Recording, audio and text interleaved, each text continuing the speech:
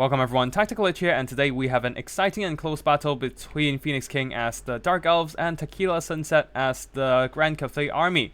For the army builds here, Phoenix King is going for a rush approach mixed in with kite element, with the Dark Riders with repeater crossbows, 2 on each flank, providing some nice armor-piercing firepower. As for the melee front line, a whole line of Bleak Swords mixed in with some Black Arc Corsairs. On the flanks there, 2 Koa Knights, 1 on each flank, providing some anti-large armor-piercing mobility.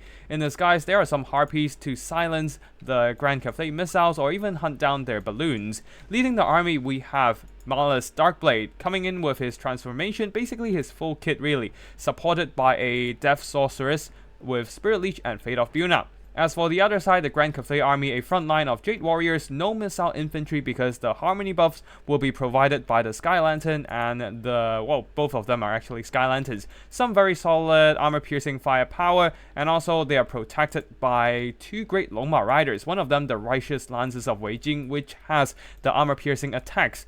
As for the other mobility, a bunch of Cathay Onyx Crowmen, the Empress Crowman, and on the other side, the regular, it's just one Crowman in disguise, and that is the ones with Nangao grenades, which are some devastating explosive damage.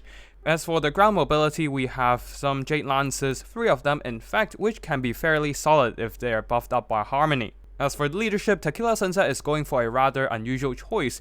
The Shugengan Lord of Yang Magic coming in with Dragon's Breath for that AoE damage and the Might of Heaven and Earth buff spell. Now let us get the battle started and watch the 2 armies collide. Both sides don't have much artillery, so it's just a straightforward rush between the 2 players here. Tequila Sunset going for a very melee heavy Cathay army. The Jade Warriors will be the main fighting force with their elite melee stats, all thanks to the Harmony buffing them and also heavy armor. They should be able to outgrind the Bleak Swords and even the Black Arc Corsairs, using that armor to protect themselves from the anti-infantry bonus of these Corsairs. While on the flanks there, the Dark Riders of Phoenix King, the Dark Elf player, have moved into position. Their high speed allows them to quickly move into position, shooting from the flanks and rear, which are unshielded sides of the Jade Warriors. If the shots come from the front shore, their shields can block a lot of that missiles with the missile block chance. However, Dark Riders, being a swift and agile skirmishing force, can easily maneuver and shoot in from the unshielded sides. Jade Warriors already taking significant damage. In the front line there, the Empress Crowman has moved into position, dropping some devastating bombs into the Code 1 Knights. A very elite cavalry is already down to roughly 60% of their HP, all thanks to the 50% armor piercing on these explosives, and there are 60 grenades in the entire unit, allowing them to do some hefty damage even against heavily armored cavalry.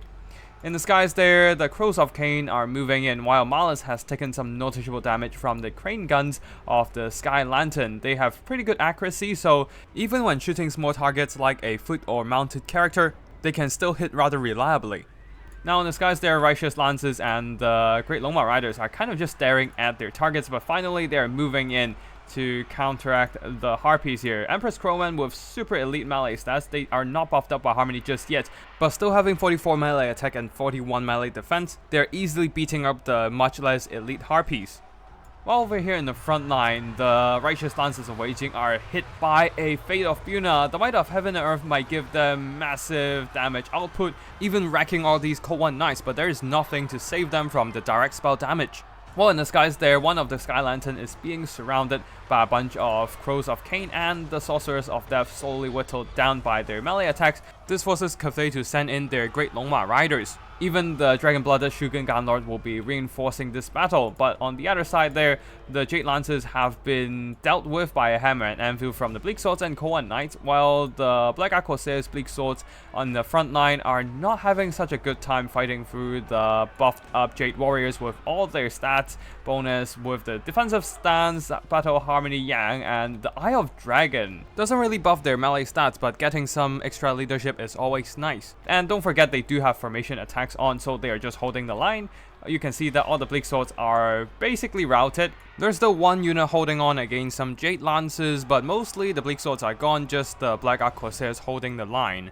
The Sorceress has been spamming all those direct damage spell, but she also took a lot of damage, all thanks to the Shugengan Lord being a decent combatant chasing after her. Right now, other than Malus and the Black Corsairs, most of the Dark Elf melee troops are rather tattered. However, the Dark Riders with repeater crossbows are still very healthy. Phoenix King, the Dark Elf player, will no doubt have to rely on the skirmish play to win the game. This is usually his preferred playstyle anyway, so shouldn't be a big problem for him. As for the front line, there is one Black Corsairs remaining, quite healthy as well, holding back all those Empress Crowmen and the Longma Riders, providing some nice infantry support to Malus. Unfortunately though, the Cold One Knights are surrounded, pinned down in this kind of engagement, unable to extract themselves before getting routed, but a Spirit Leech will be avenging their losses here, draining away the rest of the health of the Empress Crowmen, though with the Crowmen being so weak, the spell is probably better used on the Longma Riders. While on the other flanks there, the Dark Elf forces are pretty much dealt with, a little bit of hammer and anvil from the Jade Lances and the Jade Warriors, and the Cold One Knights are gone. Same goes for the Bleak Swords. Another Bleak Swords have came in to reinforce, but the Dragon's Breath attack will be blasting away what's left of their remaining HP, while Malus Darkblade here, supported by Black Corsairs, managed to beat back another great Longma Riders, dropping a Demon's Curse on them. That leadership debuff definitely contributed to these premature routing. At the same time, the Dark Elves are utilizing their skirmishing advantage here, unloading those crossbow ammo into whatever targets they can find. The Dark Riders, there are not a lot of stuff to pressure them right now. Most of the Jade Lancers do not have enough speed to actually catch up to them, so they pretty much have free reign on the battlefield right now, safely firing from a distance. Although they do have to be careful, they don't have 360 fire and they do not have fire while moving, so if something caught up, the Dark Riders will be forced to run, unable to return fire against their pursuers. Right now, there's not a lot of stuff pressuring them other than these Jade Warriors, so they're still free to pull back and fire, while Malus Darkblade, surrounded by a ton of Cathay troops, Jade Warriors, Jade Lances, even some Longma Riders might be dropping in. Actually, they're too weak for that right now, but still, Malus is getting gradually ground down by Cathay melee troops. Anyways, we'll be going into fast forward as the Dark Elves will be kiting a bit. Not a lot of cool engagements going on right now as the Cathay army gets slowly whittled down. At this point, Tequila Sunset, the Cathay player, decided to put his remaining mobility forces into good use, sending in the Shogun Lord and the rest of them to chase after the repeater crossbows. At the same time, Malus, who is stuck in a bunch of melee troops, is getting poked by the crane guns from the Sky Lanterns and his health is dropping quite low. He needs to transform into Darken soon.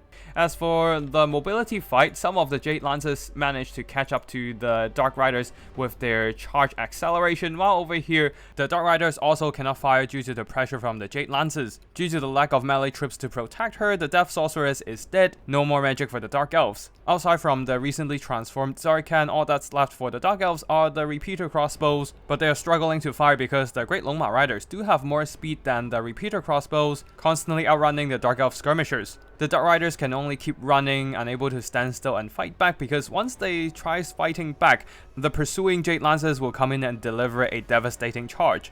Once again, with charge acceleration, some of the Jade Lancers caught up and dragged down quite a few Dark Riders. Some of the Dark Riders actually managed to find refuge around Zarkan, trying to use their armor-piercing fire to shoot down the Sky Lantern and eliminate the Harmony buff for Cathay. With such a slow and sluggish target, the Dark Rider crossbows have no issue finding their mark. But once they finish off the Sky Lantern, they themselves will also get caught up by various mobility from Cathay, leaving only Zarkan surrounded by a bunch of Jade Warriors, blasting away the Cathay infantry with his abilities. Now it is literally just Zarkan versus whatever's left on Cathay's side, which are some very tattered troops. The Cathay player is trying to use the Shogun Lord to psycho charge and whittle down Zarkan, but the problem is that every time she dives in, she risks getting hit by a counter attack from Zarkan and taking massive damage. She also doesn't want to stay too close to Zarkan because every time she does, she might just get drained away by the area of effect direct damage ability, the Reaper of Souls. Speaking of the devil, it is exactly what Zarkan just used, doing irreversible damage to the already depleted Cathay troops while healing himself. Right now the battle is really close, the Cathay troops are wavering and Zarkan is now low on health, also hitting his heal cap. The Shogun Lord go for another dive, taking a chunk of health away from Zarkan, but the counter attack from Zarkan finishes her off, a fatal blow that decides the outcome of battle. GG to the Phoenix King and Tequila Sunset for this very close battle. Now for the army performances here, Malus, Zarkan literally carried the entire late game for Dark Elves. And then, of course, the Sorceress of Death with the direct damage spell can do some really good damage against enemy expensive units, including the Righteous Lances and all the Spirit Leech, draining away the hit points of their enemy's leadership. Now for the rest of the Dark Elf army, they didn't really do too much here with their melee troops, as they struggled to outtrade the Harmony buffed Cathay units. You can see that not even the anti-large armor piercing of the Cohen Knights did much in this battle.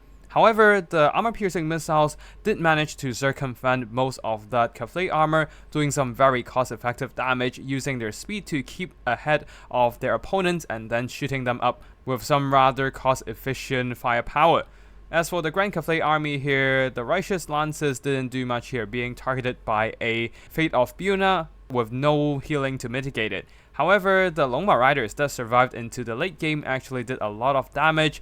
The Shugengan Lord also did some decent damage, with the Empress Crowmen earning back their value as well. I would say the Sky Lantern carried Cathay for the most part, with their precision firepower managing to work down most of the health on Malus, though Zarkan's existence was just a bit too much for these Sky Lanterns to handle, being peppered by armor-piercing fire afterwards.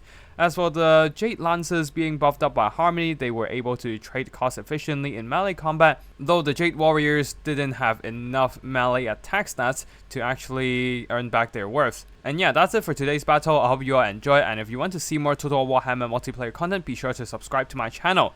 Thank you for watching, and I'll see you in the next one. Tactical Lich, signing out.